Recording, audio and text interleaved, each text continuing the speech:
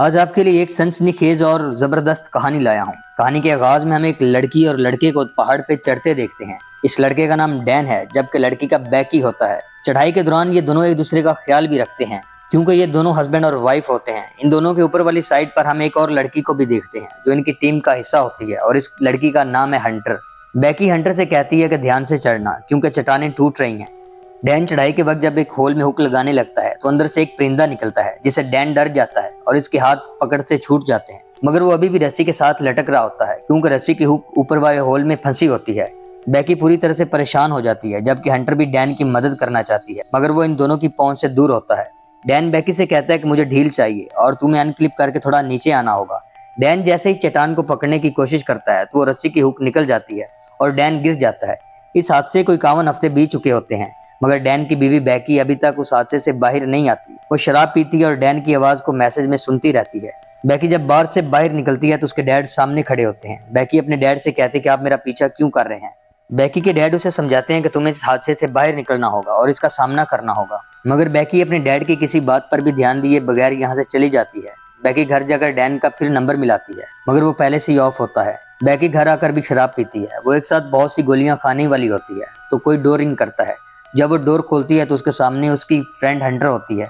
ये दोनों एक साथ कुछ वक्त गुजारती हैं और बातें करती नजर आती हैं। हंटर बोलती है कि मुझे तुम्हारे डैड ने कॉल की थी और तुम्हारे बारे में बताया था। वो बैकी से कहती है कि डैन की मौत से ज्यादा मुझे अफसोस तुम्हारी हालत पर है। हंटर कहती है कि मेरे पास एक प्लान है और तुम्हें मेरा क्राइम पार्टनर बनना होगा। वो उसे अपने फोन में एक टावर की तस्वीर दिखाती है और कहती है कि ये B67 टीवी टावर है, जो कि यहाँ से 6 घंटे की ड्राइव पर है, और मैंने सोच रखा है कि इस हफ्ते हम एक साथ इस पर चढ़ेंगे। हंटर कहती है कि ये एक एडवेंचर होगा और तुम ऊपर से डैन की अस्थियां भी खुली फिजा में छोड़ सकती हो। बैकी की हालत काफी खराब होती है और वो हंटर से कहती है कि ये मुझसे नहीं हो पाएगा। अगली सुबह हम बैकी को काफी फ्रेश मूड में देखते हैं और वो हंटर से बोलती है कि मैं तैयार हूँ। इसके बाद इन दोनों को एक गाड़ी में टावर की तरफ जाते देखते हैं। ये काफी पुरजोश होती हैं और अपने बीते कल के बारे में बात भी करती हैं। रात होने पर ये एक छोटे से होटल में रुकती हैं। हंटर एक क्लिम्बर के साथ साथ यूट्यूबर भी होती है और अपनी जर्नी के आगाज के लिए वीडियो बनाती है। बैकी यहाँ एक औरत से कहती है कि मैं अपना फोन चार्ज करना चाहती हूँ, लेकिन वो उसे बताती है कि यहाँ पावर फ्री नहीं है। हंटर उसे कहती है कि क्या आप हमें बता सकती हैं कि B67 यहाँ से कितनी दूर है। तो वो औरत खिड़की से बाहर एक रेड लाइट दिखाती है और कहती है कि यही B67 है। बैकी उसे देखकर हैरान हो जाती है और कहती है कि ये बहुत ऊंचा है। इस पे हंटर उसे बताती है कि ये यूएस का सबसे ऊंचा टावर था और अब बस एक ढांचा रह गया है और उसे अगली सर्दियों में तोड़ दिया जाएगा। इसके बाद हंटर बैकी का चार्जर मांगती है और लैंप का बल्ब निकालकर चार्जर को इसमें लगा देती है, जिससे फोन चार्ज होना शुरू हो जाता है। रात इस होटल में गुजारने के बाद ये दोनों अपने सफर की तैयारी एक वीडियो से करती और अपनी मंजिल की तरफ चल पड़ती हैं। जब टावर के दरवाजे पर पहुंचती हैं तो वहां लॉक लगा होता है। हंटर बैकी से कहती है कि टावर तक पहुंचने के लिए हमें 1 मील पैदल चलना होगा। रास्ते में उन्हें एक मुर्दा जानवर पड़ा दिखाई देता है, जिसे वल्चर्स खा रही होती हैं। हंटर इसकी तस्वीर बनाकर इंस्टाग्राम पर पोस्ट कर देती है और साथ ही उसे बहुत से लाइक्स आना शुरू हो जाते हैं। जब ये दोनों टावर के पास आ जाती हैं तो हंटर पूरी तफसील के साथ एक वीडियो बनाती है, जिसमें वो बताती है कि ये यूएस का चौथा बड़ा हाईएस्ट टावर है, जिसकी ऊंचाई 2000 फीट है। बैकी काफी डरी होती है और डर की वजह से उसके हाथ कांप रहे होते हैं, लेकिन हंटर उसे काफी तसल्ली देती है और कहती है कि तुम्हें डर से लड़ना होगा और बहादुरी से इसका सामना करना होगा। इसके बाद हम इन दोनों को टावर पर चढ़ते देखते हैं। हंटर काफी पुरजोश नजर आती है, जबकि बैकी बहुत ज्यादा घबराई होती है। इन दोनों के दरमियान 50 फीट की रस्सी का फासला होता है। ये टावर बहुत ज्यादा जंग आलूद होता है, जिससे इसकी हालत काफी खस्ता होती है। बैकी जब आगे बढ़ रही होती है तो सीढ़ी का एक डंडा टूट जाता है और वो बाल बाल बचती है। जब ये दोनों आधी ऊंचाई चढ़ चुकी होती हैं तो बैकी कहती है हमें ब्रेक लेनी होगी, क्योंकि मुझे प्यास लगी है। हंटर कहती है कि हम 1000 फीट की बुलंदी पर पहुंच चुकी हैं, जो कि बराबर है एफिल टावर के। जिसपे बैकी बोलती है कि मेरे सामने ऐसी बातें करना बंद करो। पानी पीने के बाद ये फिर से चढ़ाई करना शुरू कर देती हैं। टावर के अंदर वाली सीढ़ियां खत्म हो चुकी होती हैं और इनकी ऊंचाई 200 फीट रह चुकी होती है। हंटर बैकी को बताती है कि अब हमें बाकी की चढ़ाई बाहर वाली सीढ़ियों से चढ़ना होगी, जो कि काफी खतरनाक काम है, मगर ये हम कर सकती हैं। बैकी जब टावर के केज से बाहर आती है तो वो हंटर से कहती है कि ये मुझसे नहीं होगा, जिस पे हंटर उसे बोलती है कि तुम बस ऊपर की तरफ देखो, क्योंकि तुम बहुत अच्छा कर रही हो। सीढ़ियों की हालत काफी खराब होती है और कुछ नट्स भी लूज होते हैं, लेकिन बैकी हिम्मत करके आगे की तरफ बढ़ती है। जब वो नीचे की तरफ देखती है तो एक बार फिर से घबरा जाती है, जिस पे हंटर उसे कहती है कि अपना मन कहीं और लगाओ और गाना गाना शुरू कर दो, इससे तुम बेहतर महसूस करोगे। इनकी चढ़ाई तकरीबन 50 फीट तक रह गई होती है। सीढ़ी काफी पुरानी होती है और जंग की वजह से इसके कुछ नट्स लूज होकर नीचे गिर जाते हैं। आखिरकार हंटर बैकी से पहले ऊपर पहुंच जाती है और बाद में बैकी की भी ऊपर आने में मदद करती है। ऊपर पहुंचकर ये दोनों काफी पुरजोश होती हैं और पूरे सीन को एंजॉय करती हैं और ड्रोन के जरिए वीडियो बनाती हैं। हंटर बगैर किसी हुक के टावर के साथ एक अच्छा शॉट लेने के लिए लटकती है। इसके बाद वो बैकी से कहती है कि अब तुम्हारी बारी है, मगर बैकी अपने डर की वजह से मना कर देती है, लेकिन हंटर उसे समझाती है कि तुम्हें अपने डर से लड़ना होगा। इसके बाद हम बैकी को टावर के किनारे के साथ लटकते देखते हैं और हंटर उसकी वीडियो बनाती है। जब बैकी वापस ऊपर आती है तो वो काफी अच्छा महसूस करती है और डैन की अस्थियों को ऊपर से हवा में बिखेर देती है। ये सीन देखकर हंटर काफी इमोशनल हो जाती है। इसके बाद बैकी हंटर से बोलती है कि अब हमें वापस नीचे जाना होगा। पहले बैकी नीचे उतरती है और हंटर उसकी हेल्प करती है। बैकी जैसे ही सीढ़ियों पर उतरती है तो अचानक से तमाम नट्स लूज हो जाते हैं और ऊपर की सब सीढ़ियां टूट जाती हैं, जबकि बैकी रस्सी के साथ लटकती नजर आती है। यह सीन बड़ा खतरनाक होता है। हंटर बड़ी मुश्किल से बैकी को ऊपर खींचती है। 200 फीट तक सीढ़ियां टूट जाती हैं और ये दोनों यहाँ ऊपर फंस चुकी होती हैं।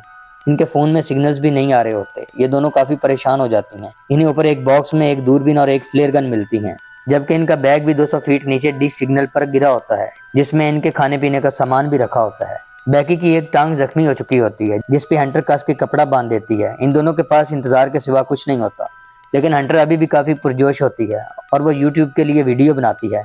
हंटर जब दूरबीन से देखती है तो उसे गेट के पास एक गाड़ी नजर आती है, लेकिन गाड़ी के पास कोई नहीं होता। इन दोनों को ऊपर फंसे 5 घंटों से भी ज्यादा वक्त हो चुका होता है। हंटर बैकी से कहती है कि अगर ऊपर सिग्नल नहीं है तो नीचे लाजमी होंगे, क्योंकि जब मैंने वो पोस्ट की थी तब उसके लाइक्स आए थे। हंटर कहती है कि हमारे पास 50 फीट लंबी रस्सी है, हम मोबाइल में हेल्प का मैसेज लिखकर उसे नीचे लटकाएंगे और जब मैसेज सेंड होगा तो बीप का साउंड आएगा। जब ये फोन को लटकाती है तो मैसेज सेंड नहीं होता। इसके बाद हंटर कहती है कि हमारे पास रस्सी छोटी है, इसलिए मैं किनारे के साथ लटक कर रस्सी को मजीद नीचे ले जाऊं, शायद फोन सिग्नल पकड़ ले और मैसेज सेंड हो जाए। हंटर के ये सब करने के बावजूद भी मैसेज सेंड नहीं होता और बैकी उसे मुश्किल से ऊपर खींचती है। बैकी हंटर से बोलती है कि हम जानते हैं कि जमीन पर सिग्नल है, अगर हम किसी तरह फोन को जमीन पर ले जाएं तो मैसेज सेंड हो सकता है। बैकी हंटर के जूते में फोन डालकर अच्छे से पैडिंग करती है और नीचे फेंक देती है, मगर बदकिस्मती से इनका फोन टूट जाता है। इसके बाद अचानक से हंटर को दूरबीन में नीचे एक आदमी और एक डॉग नजर आता है। ये दोनों उसे ऊपर से पुकारती हैं, मगर इनकी आवाज उस तक नहीं पहुंच पाती। बैकी अपने जूते को भी ऊपर से फेंकती है, लेकिन उस आदमी की समझ में कुछ नहीं आता और वो यहाँ से निकलने लगता है। इसी दौरान बैकी फ्लेयर गन चलाने लगती है, मगर हंटर उसे रोक देती है कि वो हमारी तरफ नहीं देख रहा, इसलिए इसे चलाना फजूल होगा। इसके बाद हंटर दूरबीन में देखती है कि वो आदमी गेट के पास खड़ी गाड़ी के करीब रुकता है और बारबेक्यू के लिए सामान निकालता है। वो कहती है कि हम फ्लेयर गन को अंधेरा छाने पर चलाएंगे ताकि वो हमें देख सके। अंधेरा होते ही वो फ्लेयर गन चलाती हैं, जिसे वो आदमी देख लेता है और गाड़ी में मौजूद अपने साथी को बाहर आने को कहता है।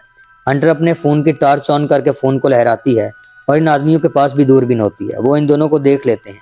इसके बाद वो इनकी गाड़ी की तरफ जाते हैं, जिससे हंटर और बैकी को लगता है कि वो हमें बचाने आ रहे हैं, लेकिन ये दोनों इनकी गाड़ी चुराकर यहाँ से चले जाते हैं, जबकि हंटर और बैकी मायूसी में अब तक ऊपर फंसी होती हैं। इन दोनों को ऊपर अब तक 24 घंटे हो चुके होते हैं, लेकिन कोई मदद इन तक नहीं आती। बैकी को एक आइडिया आता है और वो कहती है कि हमारे खाने पीने का सामान बैग में है और ड्रोन भी उसी में है। अगर हम किसी तरह बैग तक पहुंच जाएं तो एक नोट लिखकर हम ड्रोन को यहाँ से होटल भेज सकते हैं, क्योंकि होटल यहाँ से नजदीक है। हंटर कहती है कि मैं बैग को ला सकती हूँ। बैकी कहती है कि मुझे ये आइडिया सेफ नहीं लग रहा। हंटर बोलती है कि हमारे पास इसके अलावा और कोई चारा नहीं। वो रस्सी को अच्छे से बांधकर नीचे लटक जाती है, लेकिन वो बैग तक नहीं पहुंच पाती क्योंकि रस्सी छोटी है। हंटर कहती है कि मैं शायद डिश सिग्नल पे कूद सकती हूँ, लेकिन बैकी उसे मना करती है, लेकिन इसके बावजूद भी वो नीचे कूद जाती है। हंटर बैग को तो हासिल कर लेती है, लेकिन अब उसके लिए रस्सी तक पहुंचना मुश्किल हो जाता है। लेकिन इसके दिमाग में एक आइडिया आता है और वो बैग को सेल्फी स्टिक की मदद से रस्सी में फंसा देती है और बैकी से कहती है कि मैं इस पर कूदूंगी और तुम मुझे जल्दी से ऊपर खींच लेना। वो बैग पर कूदने में कामयाब हो जाती है। जब वो सीढ़ियों के करीब पहुंचती है तो उसका पांव फिसल जाता है और वो फिर से बैग पर गिर जाती है। बैकी अपनी पूरी ताकत लगाकर उसे ऊपर खींचती है। इसके बाद ये पानी पीती हैं और एक नोट लिखकर ड्रोन में लगाकर उसे होटल की तरफ भेजती हैं, मगर बदकिस्मती से ड्रोन की बैटरी लो होती है और ये ड्रोन को आधे रास्ते से वापस बुला लेती हैं। बैकी पूरी तरह से घबराई होती है और वो हंटर से कहती है कि हम मरने वाले हैं, मगर हंटर उसे शांत रहने को कहती है। रात हो चुकी होती है और अचानक से बैकी की आंख खुल जाती है, मगर हंटर उसके साथ नहीं होती। वो अपने फोन की टॉर्च से देखती है, मगर वो कहीं नहीं होती। यहाँ कुछ वल्चर्स होती हैं जो बैकी को परेशान करती हैं, तो वो चीखने लगती है। इतने में हंटर उसे खामोश करवाती है और बोलती है कि तुमने जरूर बुरा सपना देखा है। उसे बताती है कि अभी हम दोनों सही सलामत हैं। बैकी को अचानक से एक आइडिया आता है और वो हंटर से कहती है कि जिस तरह तुमने होटल में लैंप का बल्ब उतारकर फोन चार्ज किया था, हम उसी तरह टावर के बल्ब तक पहुंचकर ड्रोन को चार्ज कर सकते हैं। इसके बाद हम देखते हैं कि बैकी बड़ी मुश्किल के साथ टावर के बल्ब तक पहुंचती है। वो एक कपड़े की मदद से बल्ब को उतारने में कामयाब हो जाती है और ड्रोन के चार्ज को बल्ब के सर्किट में लगा देती है, जिससे ड्रोन चार्ज होना शुरू हो जाता है। बैकी काफी देर तक वहां लटकती रहती है। इसी दौरान वल्चर्स बैकी को परेशान करती हैं। वो इसके जख्म पर हमला करने की कोशिश करती हैं। इसी में बैकी का बैग नीचे गिर जाता है, लेकिन इन सब मुसीबतों के दौरान वो ड्रोन को चार्ज करके नीचे आ जाती है। हंटर कहती है कि हम ड्रोन इस वक्त भेजेंगे जब होटल में लोग ज्यादा होंगे। बेकी काफी थक चुकी होती है और उसे नींद आने लगती है, मगर हंटर उसे बातों में लगाए रखती है। इसके बाद ये ड्रोन में नोट लगाकर उसे होटल की तरफ भेज देती हैं। ड्रोन जैसे ही रोड क्रॉस करके होटल में जाने लगता है तो एक ट्रक के साथ उसका एक्सीडेंट हो जाता है, जिससे इन दोनों की ये आखिरी उम्मीद भी खत्म हो जाती है। मौसम अब खराब हो चुका होता है और ये दोनों बेबस ऊपर बैठी होती हैं। बेकी हंटर से कहती है कि फिर से जूते में फोन को अच्छे से पैडिंग देकर नीचे भेजना होगा ताकि मैसेज जा सके। हंटर आगे से कहती है जूता तो नीचे सिग्नल डिश पर पड़ा है। असल में ये हंटर नहीं होती बल्कि उसकी आत्मा होती है। वो कहती है कि जब तुम मुझे ऊपर खींच रही थी तब मैं फिसल कर नीचे गिर गई थी और मेरी जगह तुमने बैग को खींचा था। बेकी जब नीचे देखती है तो वहाँ हंटर की लाश होती है।